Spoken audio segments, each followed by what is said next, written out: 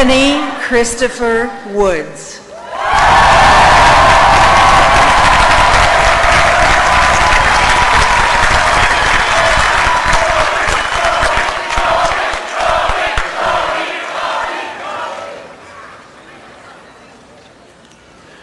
We have all traveled different paths to Harvard.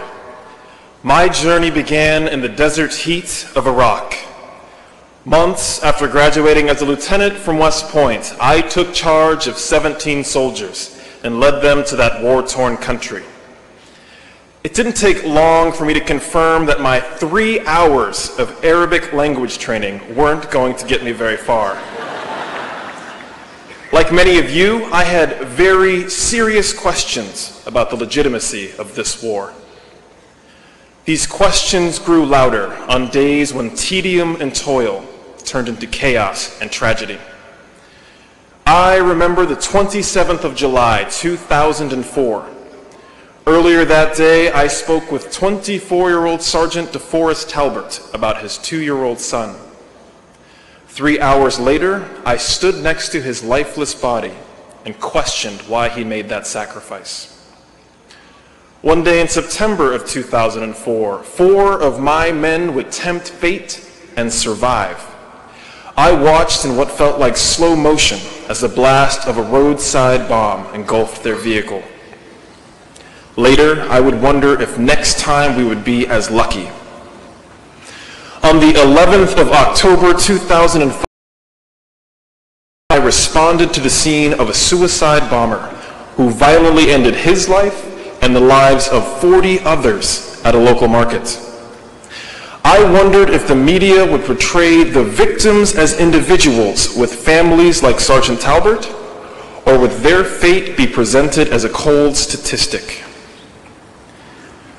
Harvard is a very long way from Iraq.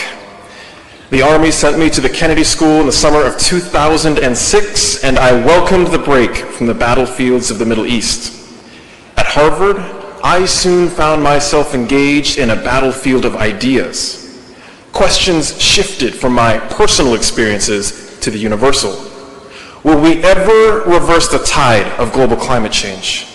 Why do we turn a blind eye to genocide and human suffering? Why don't we commit more resources to scientific research? Or why are corporate boardrooms increasingly prone to corruption? Why do we send so many children to crumbling schools? I'm not afraid to admit that I have felt helpless in the face of these questions. After all, they seem unanswerable. These problems seem insurmountable. But something inspiring happened for me at Harvard. As the list of questions grew, I began to meet more and more talented individuals from all across this university, from all around the world who were also asking difficult questions. I soon realized Harvard chose us because we know these questions don't have easy answers. Reminded me of the words of a member of Harvard's class of 1940. John F. Kennedy said, "No problem of human destiny is beyond human beings. Man's reason and spirit have often solved the seemingly unsolvable, and I believe we can do it again." Kennedy was saying every generation has to find the capacity to respond to the challenges of its day. Many who came before us, some who sat in your very place, looked upon the world and could have found reason to despair. But instead of losing hope, they chose to act. Let us remember the abolitionists. Their legacy calls on us to bring an end to slavery and human trafficking in our own time. Let us remember the scientists.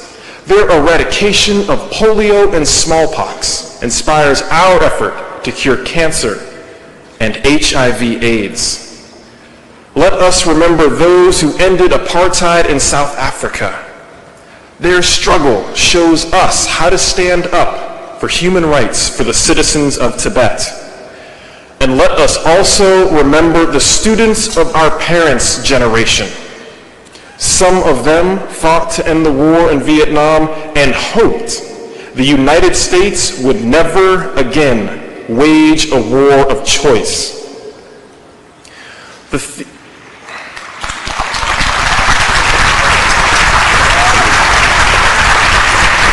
thing that made all of these generations special was their ability to redefine cues.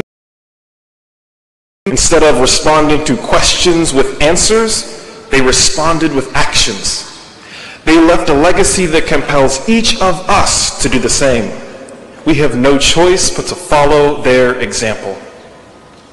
And so, fellow students of the class of 2008, I ask one final question. Will you take action to respond to the challenges of our day? Thank you. Well, Diana, I think the presentations were superb, but also the selection has to be recognized. The board that selected these speakers, this is outstanding. Yes, it's a student competition, and there is a faculty board that judges both manuscripts and also coaches their rhetoric.